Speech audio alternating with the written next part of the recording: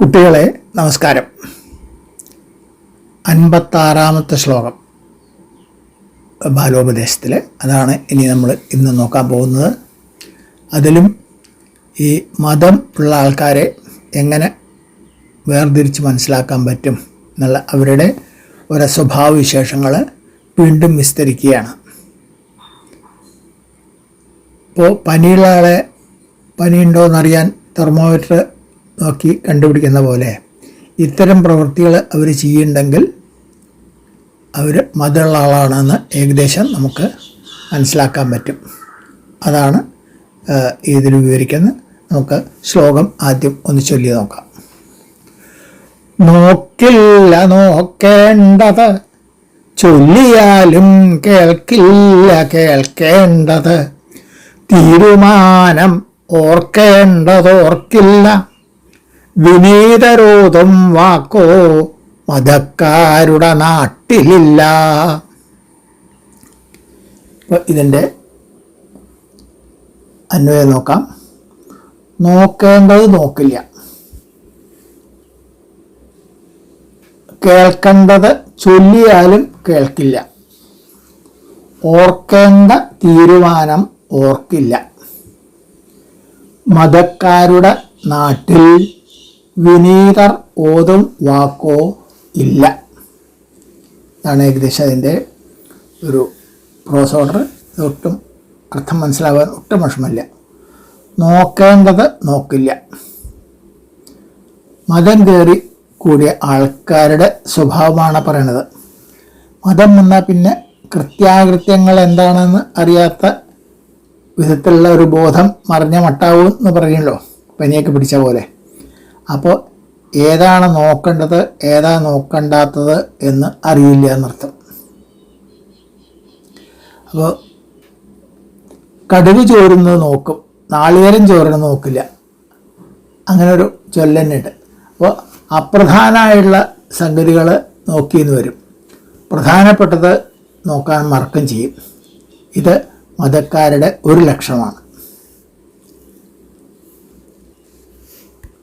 കാരണം അവർക്ക് മതം കാരണം ഒക്കെ അറിയും എന്നൊരു തോന്നലാണ്. അപ്പോൾ എനിക്കറിയാൻ വല്ലതും, അപ്പോൾ ഇതൊക്കെ ഞാൻ നോക്കണമെന്ന് ഞാൻ ശരി എന്നൊരു തോന്നൽ വരും. അതുപോലെ തന്നെ കേൾക്കേണ്ടത് കേൾക്കില്ല, അത് പറഞ്ഞു കൊടുത്താലും ചൊല്ലിയാലും കേൾക്കില്ല. ഇന്നതാണ് വേണ്ടത് കേട്ടോ, ഇന്നൊക്കെയാണ് വേണ്ടത് എന്ന് പറഞ്ഞാൽ അത് കേൾക്കില്ല. കാരണം അയാളുടെ മനസ്സിൽ മതം കാരണം എനിക്കൊക്കെ ഇയാളെ കളിക്കൊക്കെ ഇഷ്ടംപോലെ അറിയാം, ഇയാളെ എന്നെ ഉപദേശിക്കാൻ വന്നിരിക്കണോ എന്നൊരു തോന്നലോട് കൂടിയിട്ടാണ് നോക്കുക മതമുള്ള ആൾക്കാർ. അപ്പോൾ മറ്റുള്ളവർ പറയണത് അത്ര ശ്രദ്ധിക്കില്ല, കാരണം അയാളെ കളിക്കൊക്കെ മീതെ ഞാൻ എന്നൊരു തോന്നലാണ്. അപ്പോൾ അവർ കേൾക്കേണ്ടത് പറഞ്ഞു കൊടുത്താലും കേൾക്കില്ല. ഇതും മതത്തിൻ്റെ ഒരു ലക്ഷണമാണ്. പിന്നെ ഓർക്കേണ്ട തീരുമാനം ഓർക്കില്ല. തീരുമാനിച്ചിട്ടുണ്ടാവും ഇന്ന വിധത്തിൽ വേണം, ഇന്നത് വേണം, പക്ഷേ ഈ മതം ഉള്ള ആളാണെന്ന് വെച്ചാൽ അത് ഓർക്കില്ല, അത് ശ്രദ്ധിക്കില്ല, അത് ഓർമ്മക്ക് അത് മറന്നു വരും. ഇപ്പോൾ ചില ഉദാഹരണം പറയാച്ചാൽ 9 മണിക്ക് ഇന്ന ഇതിന് ഉദ്ഘാടനത്തിന് വരണം എന്ന് പറഞ്ഞാൽ അദ്ദേഹം ചിലപ്പോൾ 9, 10, 1 മണിക്കൂറൊക്കെ വൈകിട്ടാണ് വരുള്ളൂ, ആ സമയത്ത് വരില്ല.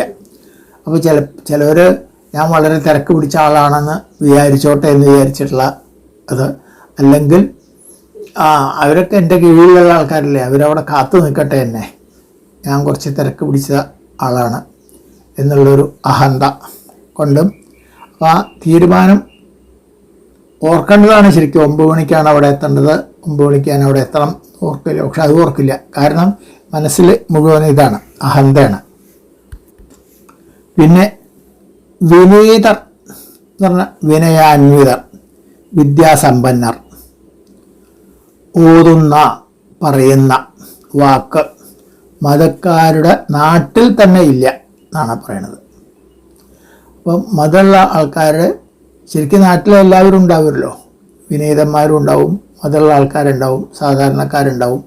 അപ്പോൾ വിനീതം എന്ന് പറഞ്ഞാൽ വിദ്യാസമ്പന്നരായ ആൾക്കാരാണ്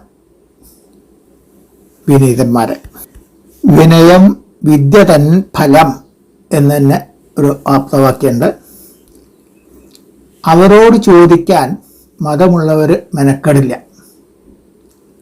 അവർ സ്വതവേ വിനയാനുതരാണെന്ന് വെച്ചാൽ അവർ ചോദിക്കാതെ പറയൂല, ചോദിച്ചാലേ ഉത്തരം പറയുള്ളൂ. അപ്പോൾ ചോദിക്കുന്നില്ല. മാത്രമല്ല മതക്കാരുടെ വിചാരം അവർക്ക് മുഴുവൻ അറിയാമെന്നാണ്. അപ്പോൾ വിവരമുള്ള ആൾക്കാരോട് ചോദിച്ചാൽ അതൊരു മോശമാണ്, അതിൻ്റെ ആവശ്യമില്ല, കാരണം എനിക്കൊക്കെ അറിയാം എന്നുള്ള ഒരു വിചാരമാണ് ഇവരുടെ മനസ്സിലുണ്ടാവുക. അതായത് ഈ സ്വേച്ഛാധിപതി പോലെ മറ്റുള്ളവരുടെ അഭിപ്രായമൊന്നും അന്വേഷിക്കാതെ കണ്ട് അവനവൻ്റെ ഇഷ്ടം പോലെ പ്രവൃത്തി ചെയ്യുക.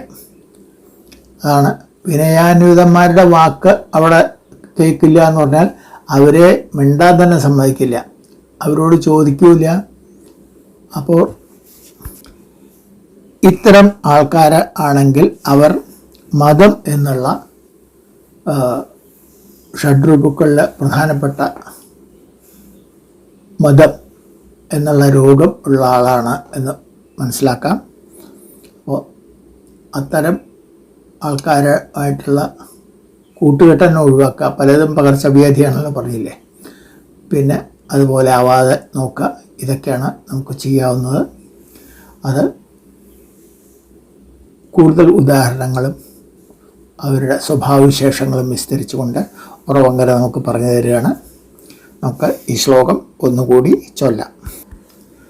നോക്കില്ല നോക്കേണ്ടത്, ചൊല്ലിയാലും കേൾക്കില്ല കേൾക്കേണ്ടത്, തീരുമാനം ഓർക്കേണ്ടതോർക്കില്ല, വിനീതരോതും വാക്കോ മതക്കാരുടെ നാട്ടിലില്ല.